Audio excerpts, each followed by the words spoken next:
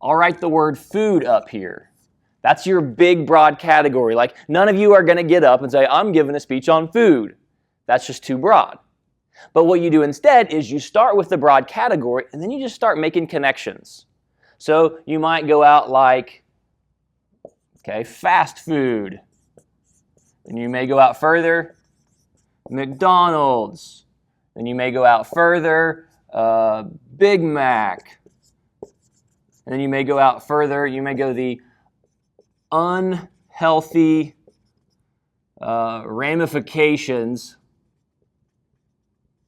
of regularly eating a Big Mac. Okay? Now that's a narrowly defined enough speech that we know exactly what your speech is going to be about. If you just say, I'm going to give a speech about fast food, that's still too generic, still too broad. I'm going to give a speech about McDonald's. It's probably still too broad. But you keep going further and further. And this wouldn't be the only one. You make all of these different connections. And at the end of the day, you have a general topic. So that's what you guys will do in your groups once you have decided upon those two categories. So if somebody decides, if one of them is sports, if one of them is like world history or world religions, whatever it might be, the 3 or 4 of you in your group are going to do this basically. You're going to write your category right here and just start making connections. They go like 2, 3, 4 layers out. And then after about 15 minutes of that, you guys are all going to look at the paper and go, that's the one I want, or that's the one I want, or that's the one I want. And you ought to have your speech topic chosen by the end of that. So that's the first step. In here, that's easy because we do that as a class. So you don't have to worry about step 1. Outside of this classroom, you probably will have to worry about step 1. You'll have to figure out what's a narrowly defined enough topic for me to speak on. Step 2, once you have your topic, the textbook calls it focusing your topic. I don't honestly like that title. I prefer audience analysis because that's basically what they're saying. You got to learn your audience. So you start with your topic, the unhealthy ramifications of regularly eating Big Macs. Then you got to think through, okay, what does my audience know about that topic? What do they need to know about that topic? What is this even remotely interesting to them? And if it's not, you may have to rethink your topic. If you're thinking, nobody in my class is going to care about the unhealthy ramifications of a Big Mac. So go back to the drawing board and pick a different topic. So you're doing basic audience analysis, learning the people that you're speaking to, learning their demographics. Third is your purpose statement. You got to figure out why you're saying what you're saying. What are you trying to accomplish in the lives of the listeners? And we'll have a brief discussion on that, and then you'll be responsible for identifying your purpose statement for both your informative and your persuasive speeches. Now let me point out, I am not sold that audience analysis has to happen right there. I think the authors make that argument because of the suggestion that, if you realize that you've got the wrong topic, before you get too far into the process, you can go back to the drawing board and revise it. That may be worthwhile. Hopefully, you're thinking through that, though, when you're making the decision in the first place. So you wouldn't ever have to do that. However, there have been a couple times in previous semesters when a student gets to like a week out from their speech and they go like, man, my topic is stupid. Nobody wants to hear mine. Can I go back to the drawing board and start over again? Well, yeah, you can, but you've wasted a lot of time and you've wasted a lot of your energy doing some of the research you've already done. It would have been better if you would have thought that out when you made the decision. But that could be a possibility. Step 4, I'm going to put step 4 and step 5 together because I think you could argue that they should be reversed. Their argument is that organization gets done before you do your research. So they would say,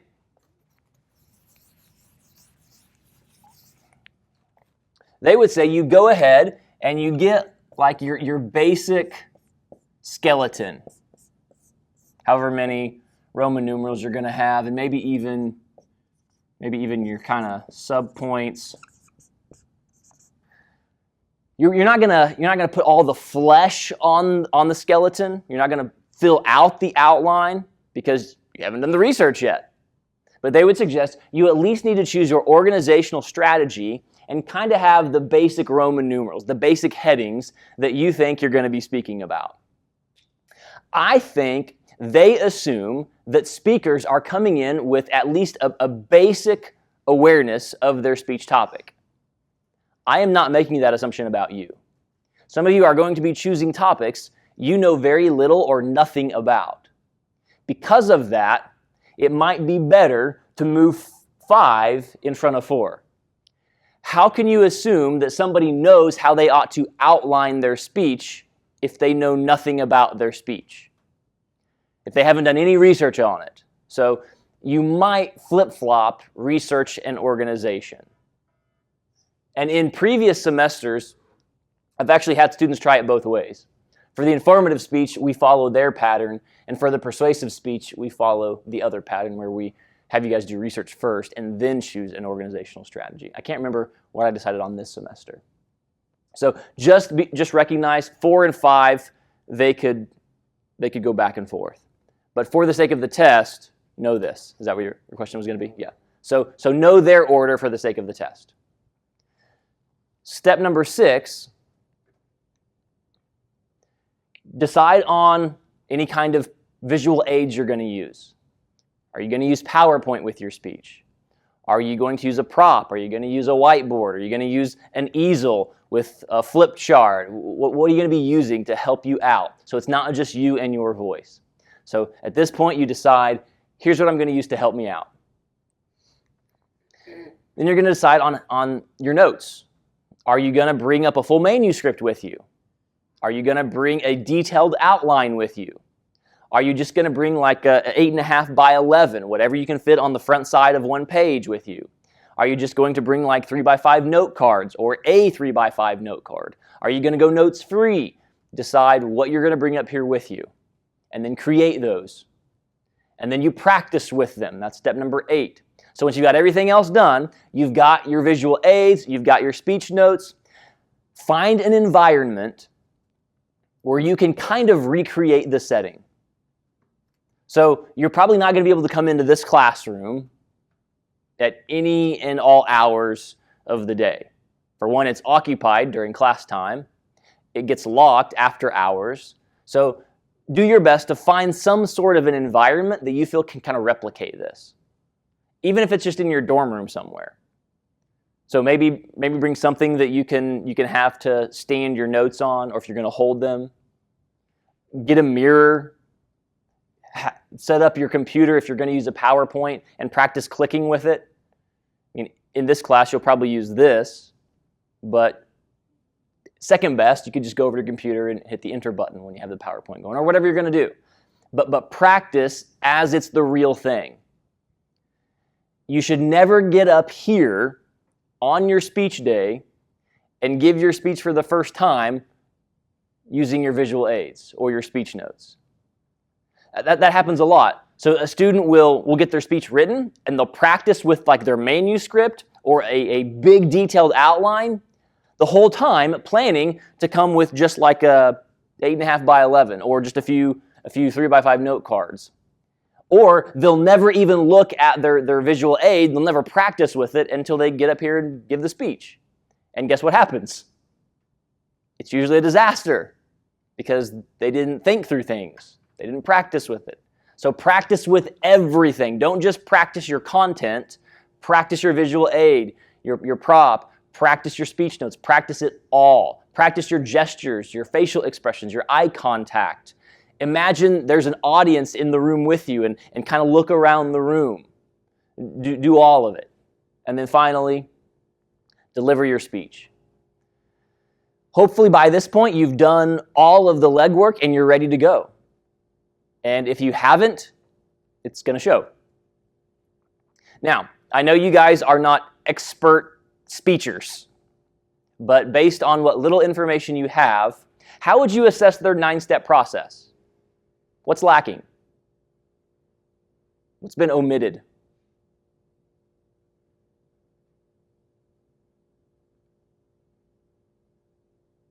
Nothing standing out? Okay, let me add two things that I think they should have included as individual steps. One, where you come up with your big idea. We will take a look a little bit later in the semester about identifying, you can call it one of several things. Call it your central theme. Call it your dominant thought. That's the language I use in preaching classes. Call it your big idea. It's one sentence that you're going to say in your speech that you want people to walk away with. Andy Stanley, preacher in Alpharetta, Georgia at North Point Community Church, he calls it a sticky statement. So it's something that you say that sticks. Have you guys ever seen those things you get out of the vending machine that in the little container, the sticky hand? Like go to like Pizza Hut, put in a quarter, little egg thing. Okay, yeah. So basically that's what you're trying to accomplish. You're trying to take out that sticky hand and say something in such a way that it sticks. And so that when Sydney walks out of the classroom, that statement has stuck on him. He may not remember anything else you said, but he remembers that sticky statement because it was framed so well, it was so clear, it captured your entire speech that they walked out and thought, I know what that speech was about. Or if somebody asked Sydney later in the day, hey, what was Ian's speech about? He could quote off that sticky statement. So that's one thing I think these authors left out. Every speech needs to have a good sticky statement. It needs to have a good central theme, a good big idea, a good dominant thought. The second thing I think they missed, where do you actually write the speech in these 9 steps? And they don't really even talk about that. So there's got to be a step where you're actually putting the flesh on the bones. So they have the skeleton earlier on, but at no place do they actually have you finish it. Either write the manuscript or write the detailed outline. So I would assume that's before step number 6. There's implying that as you're doing the research, you're starting to kind of fill in the gaps. Maybe that's what they're thinking, but they don't really articulate that very clearly. So 2 things that I would add, the big idea and the writing of the speech. So I would kind of have an 11-step process. But for the test, just know the 9. Now, with those 9 things in mind, either in front of you or in your head, I want to talk about some common mistakes that people make in speaking. And I want you to try to identify at which step you think this mistake happens. And sometimes it happens at more than one step. Okay, so here's the first one. First common mistake, trying to cover too much information. In the 9-step process, where does this go wrong?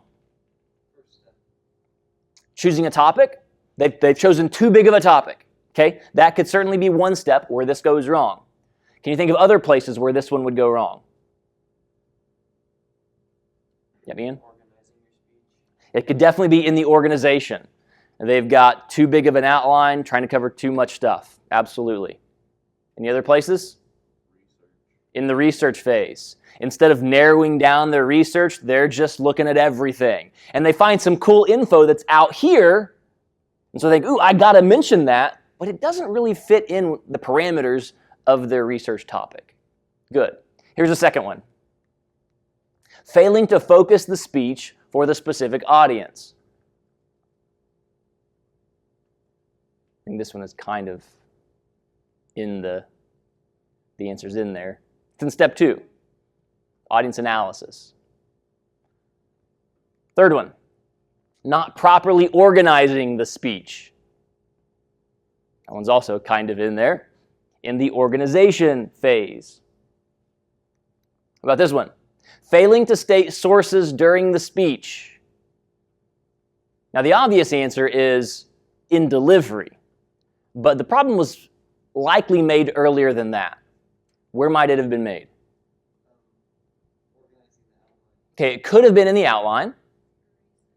Could have been in your research. You failed to cite it properly.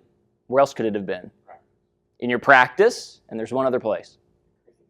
In your notes. So you might have created your presentation aids or your notes and failed to actually tell, oh, this is where I got that information. So there are several places where this one could have gone wrong. Number 5, failing to use notes and presentation aids. Number 6, failing to use gestures or eye contact. Right. This is noticeable in delivery, but the mistake was made earlier than that. The mistake was made in the lack of practice or in poor practice, one of the two. And then number 7, ignoring your time constraints. So for your personal testimony, you have 3 to 4 minutes, and then you go 7 minutes. Where did you go wrong?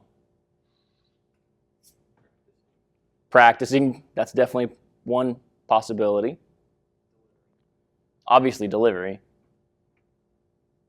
Your outline is another area where that could have gone wrong. You just had way too much stuff going on for a 3 to 4 minute speech. So what I want you to recognize is that we notice your failures when you deliver. But often the source of the mistake was a lot earlier in the process. So if you can shore up those earlier steps, what's going to happen with your delivery? It's going to significantly improve. Is it ever going to be perfect? No. Every single one of you will have some flaw in every single speech you give, and probably multiple flaws. It's human nature. None of us are perfect communicators. We all make mistakes. And so you're going to do your best, and even if you follow these 9 steps, you're not going to remove every single imperfection. But you can remove a lot of them if you will follow the steps. And I would say add those other 2 that we'll talk about throughout the semester.